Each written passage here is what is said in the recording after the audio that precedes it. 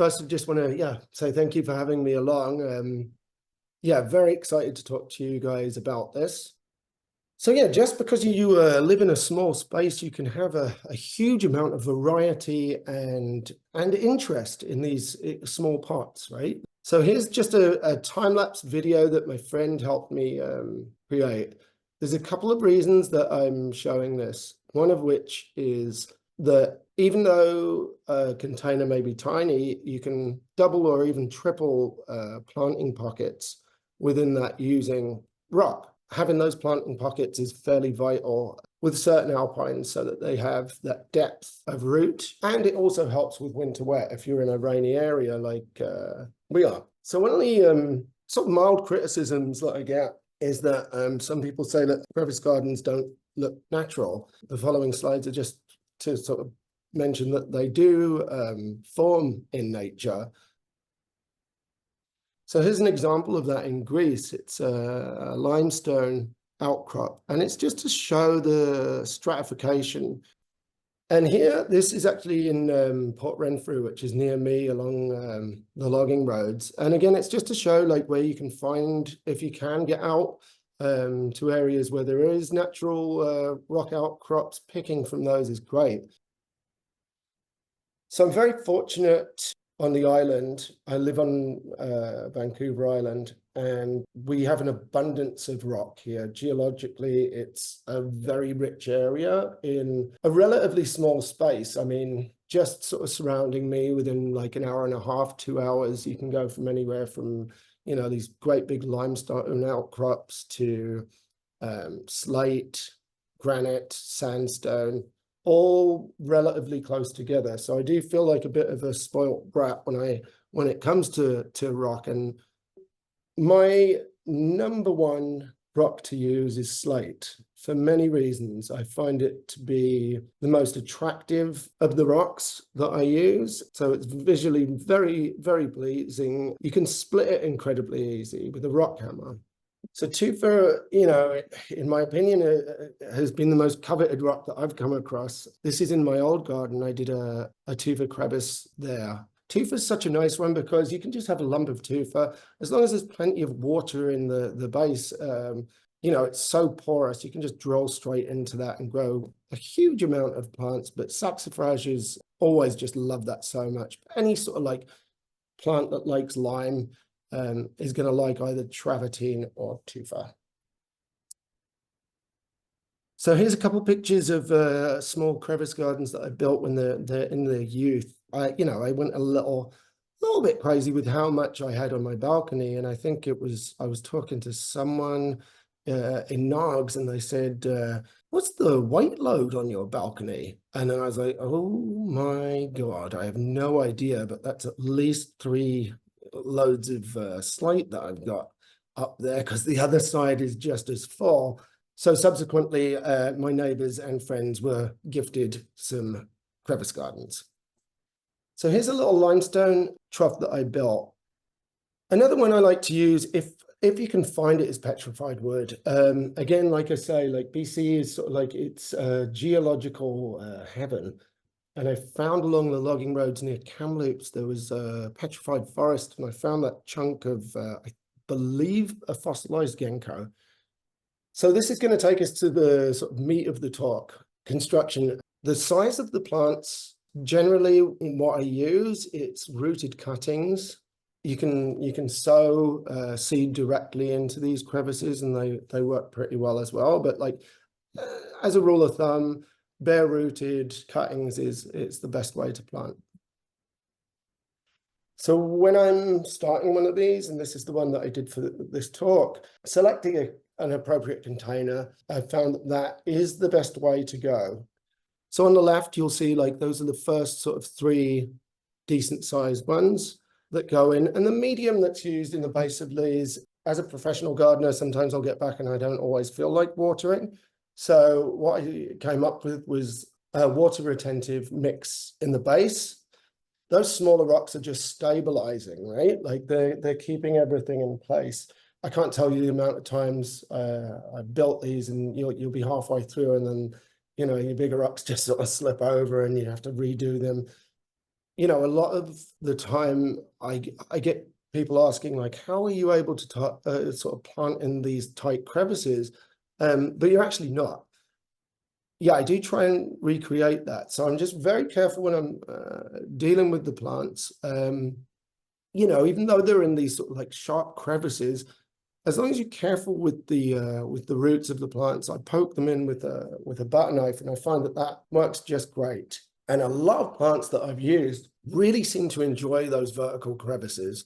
You know, it's exactly what they want. Like you see certain saxifrages in nature, like dripping off of cliff faces, and yeah, that's what I'm trying to sort of achieve with these pots. This is for a client and friend of mine. At his place, they had these concrete troughs with nothing very interesting in there. So we talked about doing a crevice garden.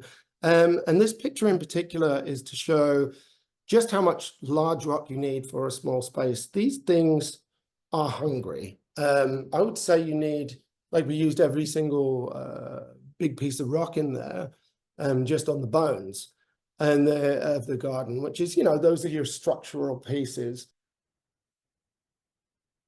So here's a bonsai pot. And again, when I'm doing one of these, as you can see on the picture on the right, the medium, I keep really, really water retentive. It's very rich. One of the things I like to do with the bonsai pots is showcase just one plant. As you can see on the right, it's a little Erigeron aureus. So this is a saxifraga pot that I worked on. It's showing the construction of it.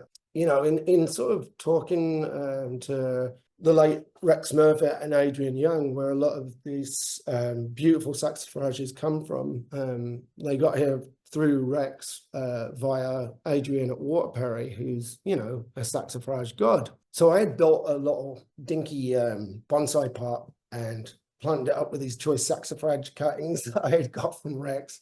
And Adrian sent me a message being like, there's no way you're going to keep those roots core. They need to have cold roots. So I dismantled it immediately and replanted it up in this pot. So that's the rock garden we saw before, complete with the rock work.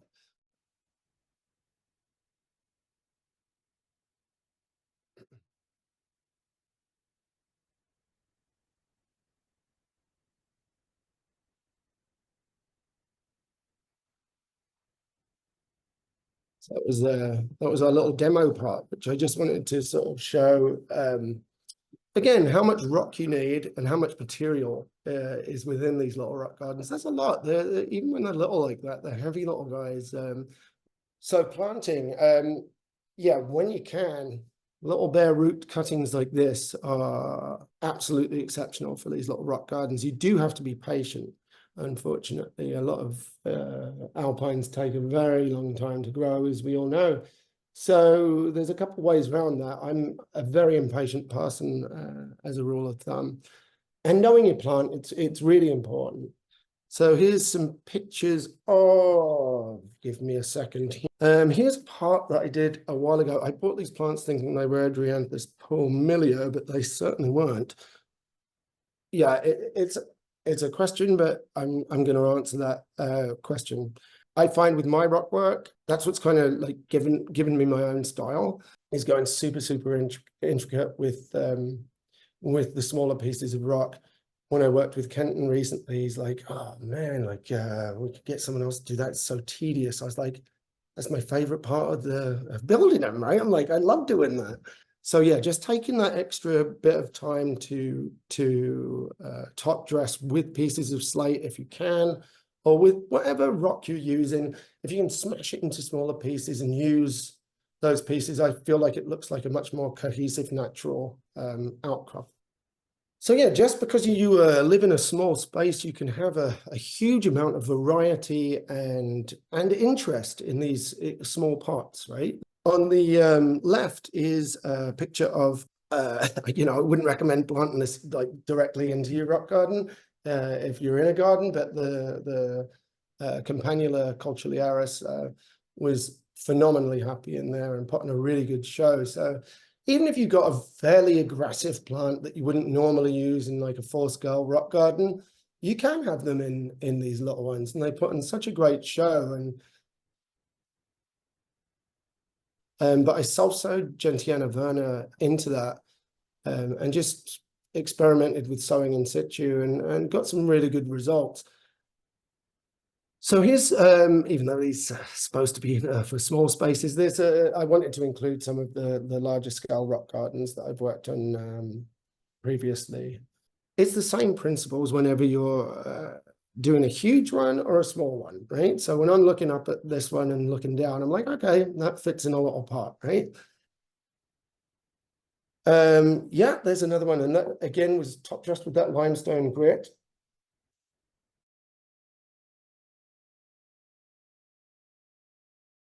So yeah, I was really happy to be included in that book from Kenton and Paul.